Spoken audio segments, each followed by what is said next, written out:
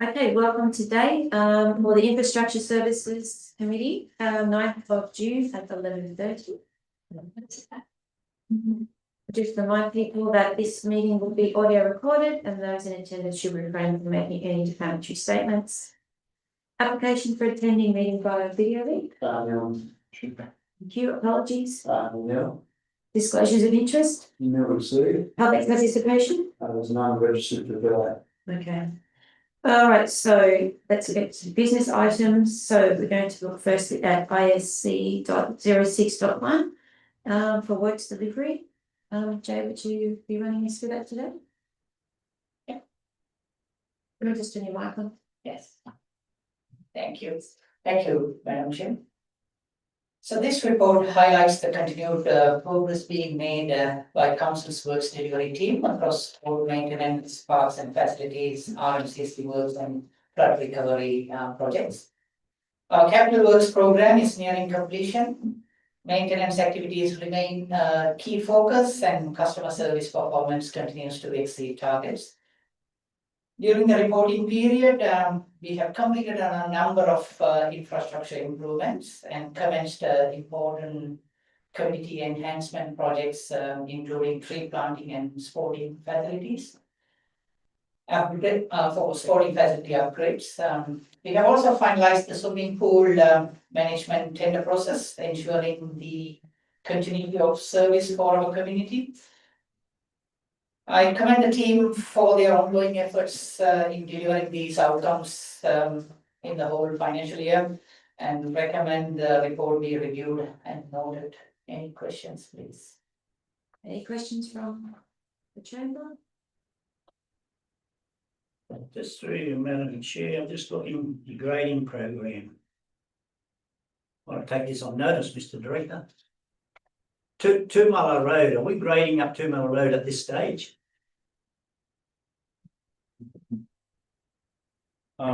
Which Jay, can you answer that question or take that on notice? And you take it on notice because we've talked about this before, that high country.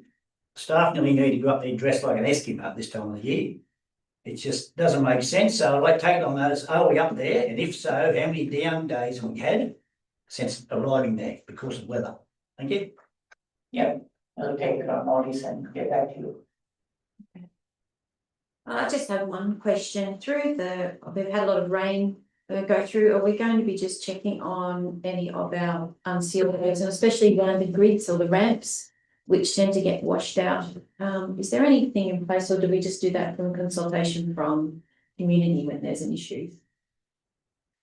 Yeah, thank you, Madam Chair. So usually after these rain events, our team leaders and coordinators go around the network, but it's not that easy to capture everything that is damaged in our network. So we are a bit reactive in that space. We wait for the customer complaints sometimes and then inspect these things. So to the best of my knowledge, whatever has brought our attention has been looked after, but if there's anything else, happy to look at those things. Thank you. Just as clarification, is it 20 metres either side that the landowner is responsible for any ramps over the 20 metres? Yeah, 20 or 30? Okay. 20 meters. Yeah. All right, so could I have a mover, please? Yeah. Thank you, Cloud and Collison, all in favour? Aye. Thank you. Thank you. We're going to move now to page 12. This is ISC.06.2. So this is your for infrastructure services, water and sewer, and this will be taken away by Greg. Thank you, Madam Chair. I take the report as read. We'll go through a few highlighted items. Page 2, you'll note on there's a graph that shows the temperature on the right, the brown red colour, and it's quite it's similar in for a fair depth, down about 18 metres, and that is a concern for our water quality. Noting that we had a rain event a couple of weeks ago and we monitored the water coming in and it didn't seem to change our turbidity, so we will continue to monitor that in an ongoing way. At the bottom of that page there was an item on Grove South and Grove Beta. We have taken some tests and we're doing some further speciation to see what's happening out of Maryborough. That's just our normal water quality monitoring. the water main works on the very bottom of that page at the Murrurundi went fairly well during the last shutdown, and we got a water main under the railway line. Going down to page 3 is the Scone to Murrurundi pipeline. We did some work and repaired the embankment in the river and the Kingdom Ponds River at that location, and that was completed. And probably the going down to Glenbourne Bore, which is on the bottom of the next page. We have a bore at Glenalvon Bore, not Glenbourne. Glenalvon Bore, that was put in for the 1921 drought, and we're looking to hand that back to the owner as part of the water strategy for Murrurundi. So that's in progress. The owner has come back to us and indicated they would like to take the responsibility of the infrastructure over. And the last one is the last point on the last page, which is the Scone Sewer. We've put a new pump station in at Jones Street. Oh, sorry, we haven't. KCE has done that. And you'll notice all the earthworks at the entry off the highway. And that's at the moment having some challenges with our neighbours because there's a voltage drop problem at that location, and we're trying to resolve that at this point in time. Other than that, all things are fine in the world of water and sewer. Thank you, Madam Chair. I just have one question with it in terms of your turbidity for Glenbourne Dam. Does the capacity affect that at all? So if you've got full capacity of the dam, or if it's at 50%, or that, because I mean you're going to have different temperatures. The logic is if the water comes in, so the water has a different temperature as it goes down through the dam. The water comes in and it's warmer than the existing water in the dam. It floats along the surface and therefore it comes across and we suck it off the top. If it comes in very cold, it goes down to the bottom of the dam and we have less problems. Okay, so it does. So say if I had 50% capacity of Lake Glenbourne in terms of water capacity, does that make a difference to those levels of temperature? I would not know, Madam Chair. Sorry, I haven't been here that long, and that's not a that's problem. okay. But I suspect it will have a dilution problem. Yeah. Okay. So best case scenario is that we have a dam as full as possible in terms of water quality. That is my understanding, but again, we really don't know a lot about Glenbourne Dam, and neither does Water New South Wales. Because they've not taken profiles of the dam in the past. Part of getting now a new probe is to actually try to get some understanding of that and see what's happening. We currently take probes down to, I think it's 25 metres.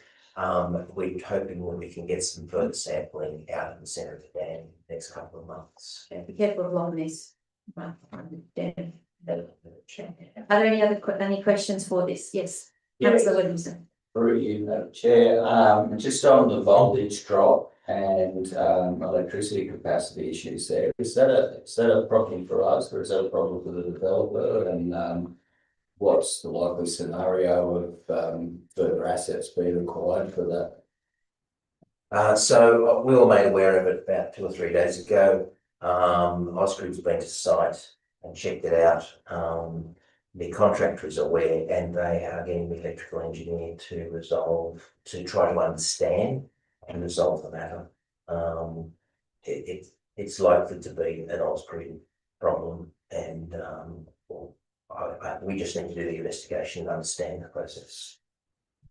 Thank you. And no doubt you will report back to the listing committee on progress on that next month. It's certainly do that for. Thank you, Madam Chair. I have another question with the Glenalvon Bore.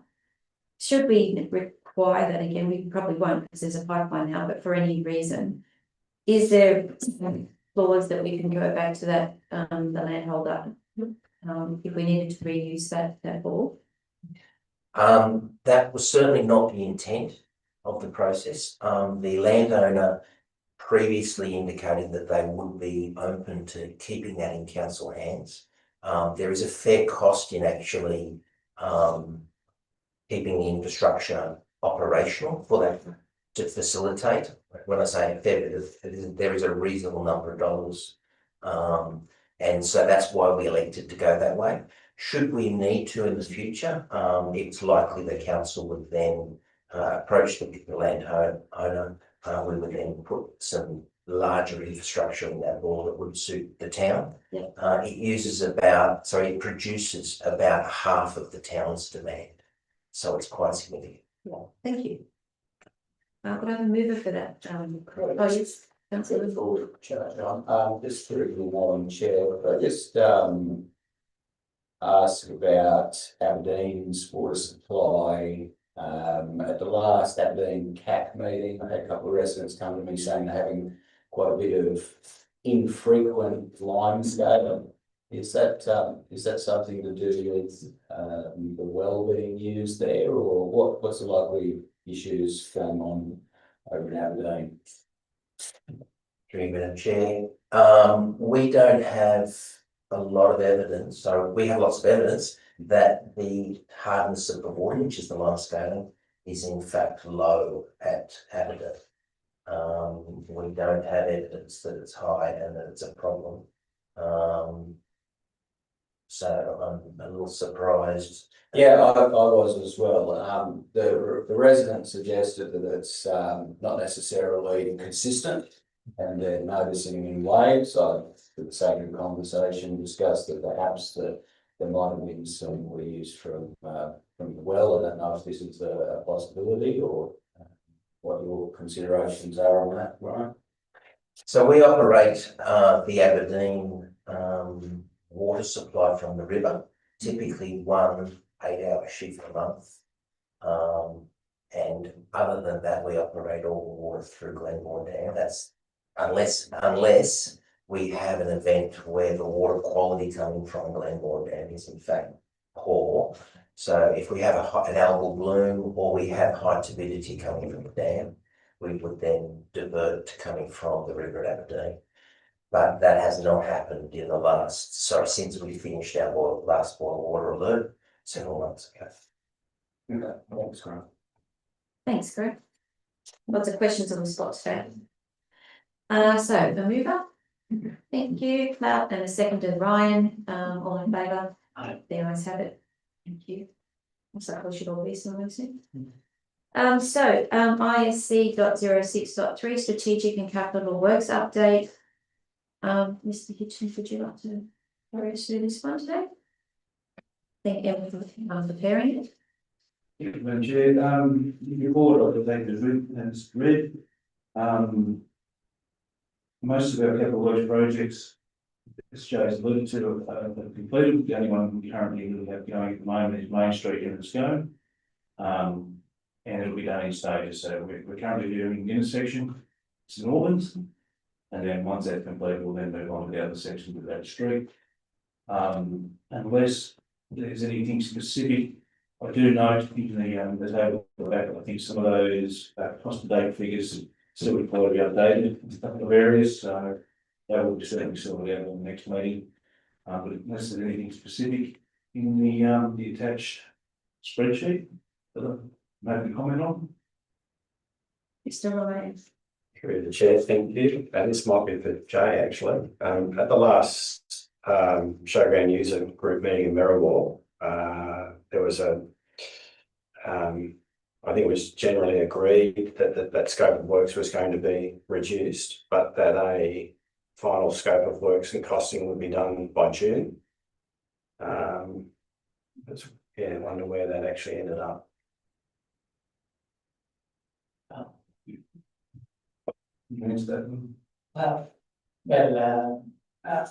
wasn't aware of the outcome of that meeting, so I believe Jobin reports to Jeff and maybe Jeff is another from you.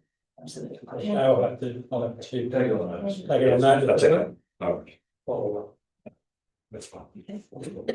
I think it's a good time to note that we often talk about the projects that haven't been finished, but if you look at these lists, there's so much that is going on in the show, and I'd just like to thank everybody who's involved in that, because it's a lot of hard work, and sometimes we just concentrate on the half glass empty. There's certainly a lot where it's full, so thank you for everybody on all the work, and also the fact that you can pretty much answer any question we throw at you. It's pretty amazing.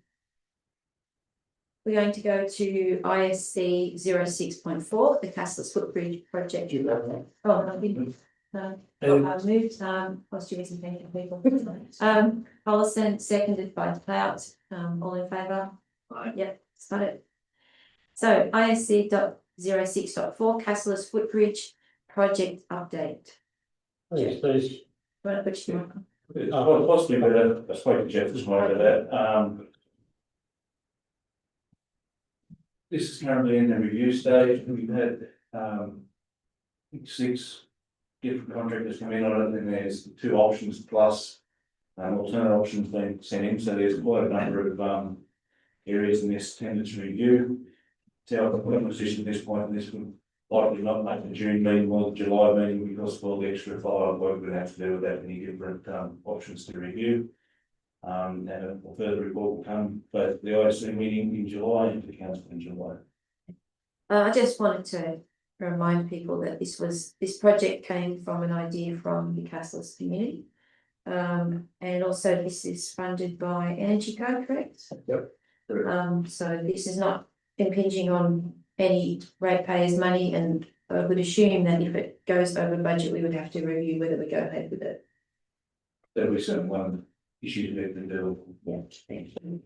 Could I have someone move? Third. Thank you, Clout. Second, Ryan, all in favour? Aye. Thank you. Castles again, Castles is very lucky this time around. So ISC.06.5, the sewage system project update. Then take that away. Is it? Thank you, Madam Chair. Take the report as read. I'll just go through the summary items, page 3. Council has awarded a reticulation package, so that the project is really split up into 3 components. We're doing the reticulation, which includes the pump station. That's the longest lead time item. We're then going to follow that up with the treatment plant, which is just in its final design at the moment. And we're going to then do the connections to the residences as the 3rd part of the package. So the first component, which is the reticulation and the sewer treatment pump station, was awarded through a contract to Demand. And that's just in the wind-up phase at this point in time, and will be starting to be delivered in about 3 weeks' time. As part of that process, we're planning to have a meeting with our Castles residents to let them know what they can expect and to answer questions. That's next Tuesday at around 5 or 5:30. I'm sorry, I can't remember the time. We have, as part of the process, our project manager's been around to all of the residences that are going to be affected by the pipe going through their property. And at this point in time, they've all said that that appears to be okay. I'm not sure whether we've actually got the documentation signed, but they have indicated that that's the case. The site of the main treatment site has been pegged, surveyed and pegged, and is marked out. And the electrical contract for the power supply to the main site's been awarded and is now in the initial phase of wind up to deliver that.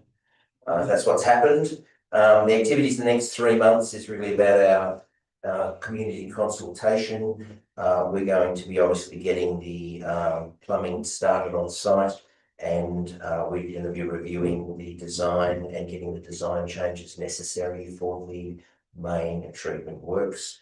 The company Stantec's been engaged for those design changes. So we're plowing ahead. Things have been slow in the process, not slow, they've been in the background in the planning phase, but we are now starting to get some momentum. Thank you, Madam Chair. Thank you. Any questions? I'll just make a comment through you, Madam Chair. I think this is a great project, and the sooner it happens, the better. Compared to some other projects out there, this one makes common sense. Thank you. Okay, so I'll have a mover. Councillor Clout, seconded by Councillor Ryan. All in favour? Aye. Thank you. That concludes the meeting. And also, Steve, thank you for jumping in. Bit short notice the last few months with over the brief, and it's really good. We appreciate it. So, and everyone would have a great June. We'll see you in the next financial year. Finished at 11:51.